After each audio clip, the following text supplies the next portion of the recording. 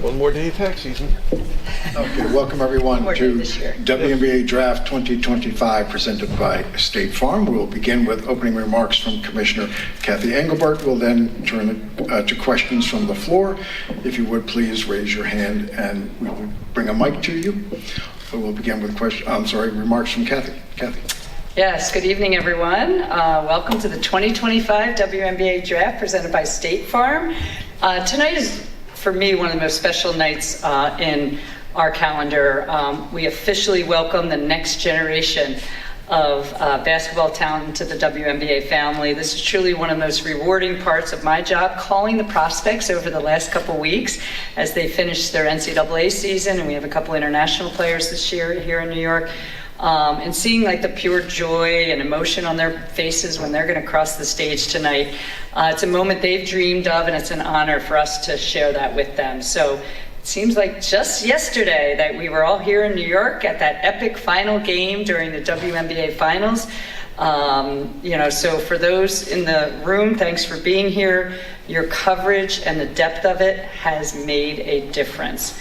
So as we look ahead to the upcoming season, there's never been more excitement around the WNBA, certainly since I've been here. The momentum from last year is carried over in a big way, fueled by obviously incredible fan engagement, rising TV viewership, and a league stacked with extraordinary talent. So we are pleased to welcome a few new partners recently. You saw last Friday, Ally Financial joins us as our latest WNBA changemaker, which is another testament to the league's rising influence. And Ally has consistently demonstrated a deep commitment to elevating women's sports in a way that drives real impact. And this partnership really reflects a shared vision for growing the game and increasing visibility. So as we announced on Friday, Ally will serve as the presenting partner of the WNBA's first ever Rivals Week, a showcase of must-see matchups from August 9th to the 17th. And for me, that time of year will be particularly interesting as teams start to make a huge push for the playoffs, and I think we're going to have a ton of parity in the league this year. Coach also just made its debut as a new WNBA partner by presenting the iconic orange carpet here at the draft. We just came from that with the players looking amazing. So Coach bringing its signature style to one of the league's most exciting moments. This partnership marks the beginning of a dynamic collaboration with Coach and the WNBA set to work together on various innovative activations throughout the season, engaging fans and players. The players all have their Coach bags now. So again, it's sitting at the intersection of sports and now luxury fashion. So that's kind of cool. And one thing we've been working hard on in the off season is a comprehensive platform around a multi-dimensional approach to combating hate and vitriol in the forms experienced by our players, teams, staff, and fans. So we want to ensure that the WNBA remains a space where everyone, players, fans, and partners, corporate partners, feel safe, valued, and empowered. So we actually assembled a dedicated task force, collaborated closely with key stakeholders, including league and team representatives, and work with external organizations and experts. The platform forum, and I mentioned this at finals, but now it's coming to fruition, will be four-pronged and will include 1, monitoring of social media and other digital platforms using an advanced technology solution to detect and monitor comments and threats. 2, strengthening our conduct standards across all WNBA platforms, including in arena. 3, there will be added security measures put in place at the league and team levels. And 4, there will be continued services of dedicated mental health clinicians addressing concerns that players have in a timely manner. So more to come on this as we get to the tip of the season in May.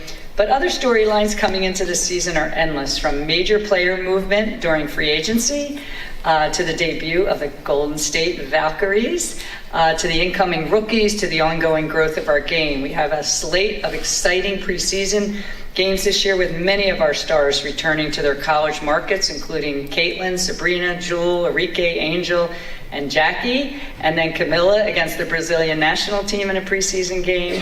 So that's going to be fun to watch those just here in May. And the All-Star game will take place in Indianapolis. And for the first time ever, we will hold a regular season game north of the border in Vancouver with Seattle versus Atlanta. So Plus, as many of you already know, we're introducing a best of 7 format for the WNBA Finals this fall. So we're not stopping there. We're continuing to expand, obviously the Valks this year, and 2 new teams set to tip off in 2026 in Toronto and Portland. And conversations about future expansion remain ongoing. This growth is another testament to the strength of our league and the demand we're seeing from our fans. So, and from cities and from owners who want to be part of the WNBA's futures. And some of you know who cover us on the business side. There's a lot of capital coming into women's sports. As you know, we raised capital ahead of the trend in early 2022. That has served us well, and that has driven a level of confidence by many others, including corporate partners, media partners, and certainly by our owners who see huge growth prospects, and they're all investing heavily in the player experience. And you see how current owners are announcing new practice facilities and new player experience items, and they're making significant investments in the confidence of this league. So with that, thank you again for all being here. We're looking forward to a great night tonight, and I'm happy to answer any questions you have. First question will come all the way to the left in the 4th row. Hey, Cathy, Doug Feinberg, the Associated Press. Good to see you. 2-pronged question. Just you mentioned expansion. Is there any further timeline for 16 and potentially if there'll be more than 16? And just also obviously CBA discussions. Anything you can say about those? Okay, timeline on expansion. No specific timeline. We talked about going to 16 by no later than 28. I think we're still on track for that. We're evaluating the huge demand from cities and ownership groups and investment from a variety of cities. So we've had a process. We're using an outside banker, so we're still evaluating that. So nothing to report today. And CBA, I knew you would all ask me about that. Obviously, we've had several meetings with the Players Association. We continue to talk. This is something we do every 5-6 years. So we're in process of discussing what's important to the players, owners, et cetera. So nothing to report. We're in the, I would say, kind of the early phases, but certainly it's something we'll continue to talk about with the Players Association. Again, I'm really optimistic about the future of this league based on my comments I just made, and certainly optimistic about coming to a transformational CBA at some point. I hear you. Hi, Cathy.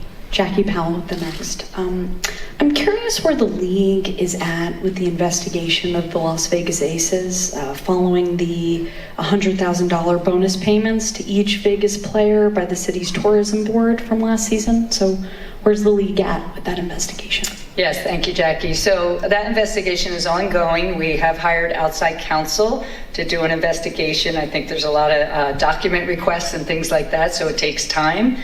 So nothing to report at this time. Still ongoing on our outside counsel. When we have something to report on it, we will let you know. Cathy, next question all the way to your left in the front row. Hi, Cathy. Maddie Kenny with the New York Post. With Unrivaled, the announcement that Paige Beckers is going to get a 3-year deal with them. In the first year of that, she's going to make more than what she's going to make in her entire rookie salary. I guess I'm just curious, what was your reaction to hearing that? And how does knowing the salaries that players are getting paid in a startup league that lasts only 10 weeks is better than a league that's been around for over 20 years? Yeah, I think, first of all, I think Paige already announced that, like 6 months ago, maybe, or so. So quite some time ago, I think it was already announced that Paige was signing a 3-year deal with them, had equity in the league. Obviously, I'm really proud of what Nafisa Collier and Brianna Stewart have thought through with that league. Obviously, I've talked to them. I went and attended back in February, so really proud of what they're doing there. Of course, we'll have, by the time we get done with 16 teams, over 190 players we need to take care of. So I know it's a lot easier to do 30 in one spot. So we obviously travel the world and the US and have a big platform. So I think what the WNBA offers is a huge platform to our players around their corporate partners, around activating. I mean, there's not one ad spot, I think, today, not one sporting event where you don't see an ad spot with a WNBA player in it. I think it's pretty cool, whether it's State Farm or Nike. I mean, Nike's first Super Bowl commercial in many years had WNBA players in it, and you just continue to see so many of our corporate partners step up and put our players into their ad spots, and that's a great sign and symbol. And anything that raises the game of basketball too, of women's basketball, obviously we support, and we are thrilled with the momentum we have coming off the NCAA season, coming off Unraveled, but certainly thrilled with the viewership we have and the momentum we have and the capital coming into our league as well, and the investments our owners are making. Cathy, to your